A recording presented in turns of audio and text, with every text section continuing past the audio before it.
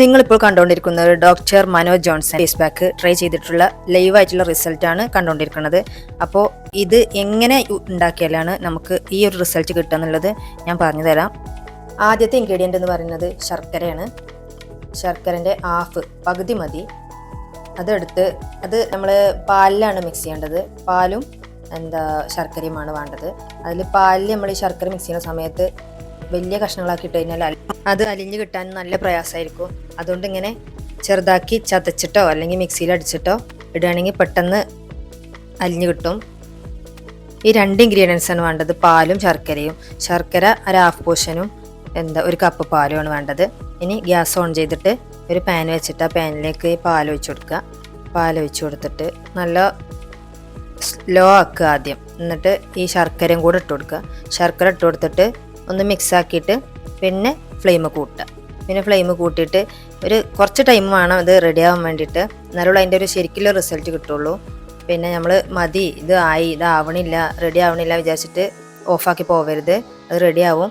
അത് കുറച്ച് ടൈം പിടിക്കും. ഞാൻ കുറച്ച് സ്പീഡിൽ കാണിക്കുകയാണ്. ഒരു 10 മിനിറ്റ് ഏകദേശം നിങ്ങൾ കണക്കാക്കിക്കോളി. 10 മിനിറ്റ് എന്തായാലും ഇതാകാൻ വേണ്ടിയിട്ട് വേണം നമുക്ക്. അതുകൊണ്ട് നല്ലോണം ഇളക്കി കൊടുക്കുക. ഫ്ലെയിം കൂട്ടിയാലും കുഴപ്പമൊന്നുമില്ല, അടിയിൽ പിടിക്കൊന്നുമില്ല. നല്ലോണം സൈഡിൽ നിന്നൊക്കെ ഇങ്ങനെ വടിച്ചിടക്കി നല്ലോണം മിക്സാക്കി കൊടുക്കുക. നല്ലോണം അത് ആ പാലിലേക്ക് ആ ശർക്കര പാനി ഇങ്ങോട്ട് ചേർന്നിട്ട് അതൊരു ക്രീമി ടെക്സ്ചറിൽ നമുക്ക് കിട്ടണം.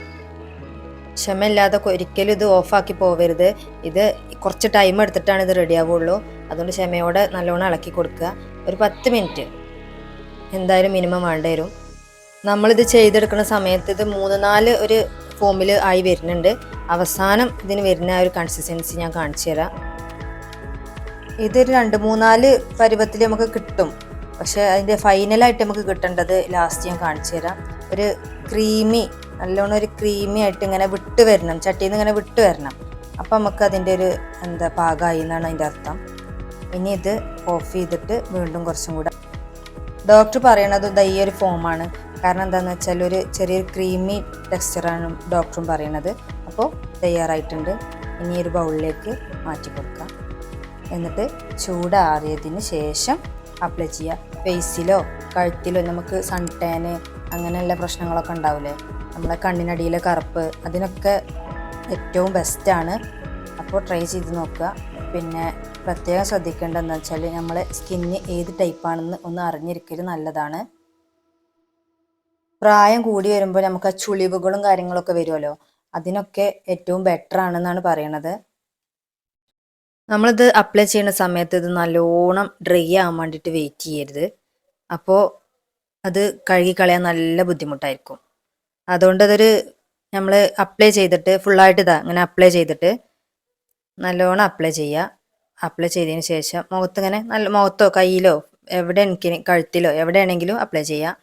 എന്നിട്ട് നല്ലോണം ഡ്രൈ ആവാൻ നിൽക്കുക. അതൊരു മീഡിയം ഡ്രൈ. ഒരു 5 മിനിറ്റാണ് അതിൽ ഡോക്ടർ പറയണത്. 5 മിനിറ്റ് കഴിഞ്ഞിട്ട് കഴുകിക്കളയാം. ഇനി ഒരു 10 മിനിറ്റ് വെച്ചാലും കുഴപ്പമില്ല. ഒരു 10-12 മിനിറ്റ് ഒന്നും വെച്ചാൽ കുഴപ്പമില്ല. എന്നിട്ട് അത് കഴിഞ്ഞിട്ട് നമ്മൾ നല്ലോണം വാഷ് ചെയ്ത് കളയുക. സാധാ നോർമൽ വാട്ടറിൽ വാഷ് ചെയ്ത് കളയുക. എന്നിട്ട് എനിക്ക് കിട്ടിയ റിസൾട്ടാണ്. പോളി ഫേസ് പാക്കാണ്. ഇതാ കണ്ടോളൂ, നല്ലൊരു ബ്രൈറ്റനിങ് ആണ്. അപ്പോൾ എല്ലാവരും ട്രൈ ചെയ്ത് നോക്കിയിട്ട് റിസൾട്ട് കമൻറ്റിൽ വന്ന് പറയുക. വീഡിയോ ഇഷ്ടപ്പെടുകയാണെങ്കിൽ ലൈക്ക് ചെയ്യുക, സബ്സ്ക്രൈബ് ചെയ്യുക, ഷെയർ ചെയ്യുക, കമൻറ്റും ചെയ്യുക. അടുത്ത ബ്യൂട്ടി ടിപ്സുമായി വരാം.